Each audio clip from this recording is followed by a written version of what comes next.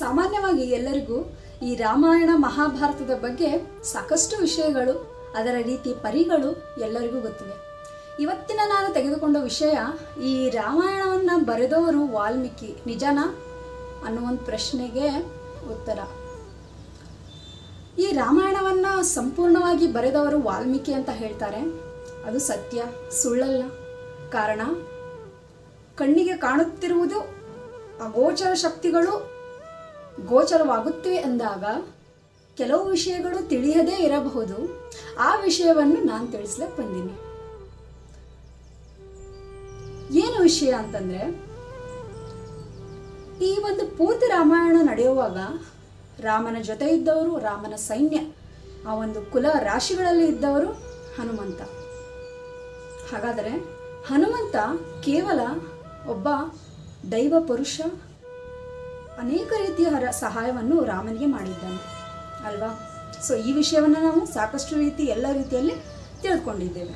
ಹಾಗಾದರೆ ಇವಾಗ ನಾವು ಮೇನ್ ವಿಷಯಕ್ಕೆ ಬರೋಣ. ಮುಖ್ಯ ವಿಷಯ, ಈ ರಾಮಾಯಣವನ್ನು ಬರೆದವರು ವಾಲ್ಮೀಕಿ ಹೌದು, ಆದರೆ ಮೊದಲು ಬರೆದವರು ರಾಮಾಯಣನ ವಾಲ್ಮೀಕಿ ಅಲ್ಲ. ಯಾರು? ಹನುಮಂತ. ಹೇಗೆ ಅಂತ ಹೇಳ್ತೇನೆ ಕೇಳಿ. ಈ ವಾಲ್ಮೀಕಿ ಋಷಿಯು ಒಂದು ಗ್ರಂಥವನ್ನು ರಚಿಸ್ತಾನೆ, ಅದೇ ರಾಮಾಯಣ. ಕ್ರೌಂಚ ಪಕ್ಷಿಗಳನ್ನು ನೋಡಿದ ತಕ್ಷಣ ಇವನು ರಾಮಾಯಣ, ಒಂದು ಕ್ರೌಂಚ ಪಕ್ಷಿ, ಗಂಡು ಕ್ರೌಂಚ ಪಕ್ಷಿ ರಾಮ, ಹೆಣ್ಣು ಕ್ರೌಂಚ ಪಕ್ಷಿ ಸೀತೆ ಅಂತ ಹೇಳಿ ಒಂದು ಉಲ್ಲೇಖವನ್ನು ಮಾಡ್ತಾನೆ. ಸೊ ಈ ಒಂದು ದೃಷ್ಟಿಯಲ್ಲಿ ಅವನಿಗೆ ಯಾವುದೋ ಒಂದು ವಿಪರ್ಯಾಸದ ಆಲೋಚನೆಗಳು ಬಂದಾಗ ಆ ಒಂದು ರಾಮಾಯಣವನ್ನು ವಾಲ್ಮೀಕಿ ರಚಿಸ್ತಾನೆ.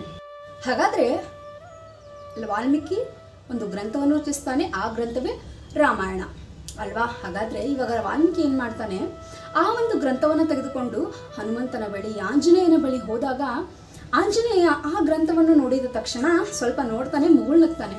ಮುಗುಳ್ನಗಿದ ತಕ್ಷಣ ವಾಲ್ಮೀಕಿ ತನ್ನ ಒಂದು ಗರ್ವದಿಂದ, ತನ್ನ ಒಂದು ಆರ್ಭಟದಿಂದ ನಾನು ರಾಮಾಯಣ ಬರೆದೆ ಅಂತೇಳಿ ಗರ್ವದಿಂದ ಮರಿತಾ ಇರ್ತಾನೆ.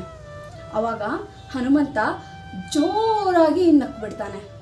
ನಕ್ಕ ತಕ್ಷಣ ಯಾಕೆ ಈ ರೀತಿ ನಗ್ತಾ ಇದೆಯಾ ಅಂತ ಹೇಳಿ ವಾಲ್ಮೀಕಿ ಕೇಳಿದಾಗ ಹನುಮಂತ ಹೇಳ್ತಾನೆ, ನಿನಗೆ ಈ ರಾಮಾಯಣವನ್ನು ಬರೆದಿದ್ದಕ್ಕೆ ಇಷ್ಟೊಂದು ಗರ್ವ ಬರುತ್ತಿದೆ ಅಲ್ಲ, ಆ ರಾಮನ ಜೊತೆ ಇದ್ದು ನಾನು ಕಳೆದಿರೋ ಕ್ಷಣಗಳನ್ನು ನೆನಪಿಸಿಕೊಂಡು ನಿನ್ನ ಗರ್ವವನ್ನು ನೋಡಿದಾಗ ನನಗನ್ಸುತ್ತೆ, ಏನಿದು ಹುಲುಮಾನವ ಕೇವಲ ಒಂದು ರಾಮಾಯಣ ಬರೆದ ತಕ್ಷಣ ಇಷ್ಟೊಂದು ಆರ್ಭಟ ಮಾಡುತ್ತಿದ್ದಾನೆ ಅಂಥೇಳಿ ಮನಸ್ಸಿಗೆ ಎಲ್ಲೋ ಒಂಥರ ಏನೋ ಮುದ ಅಂತೇಳಿ ಹೇಳ್ತಾನೆ.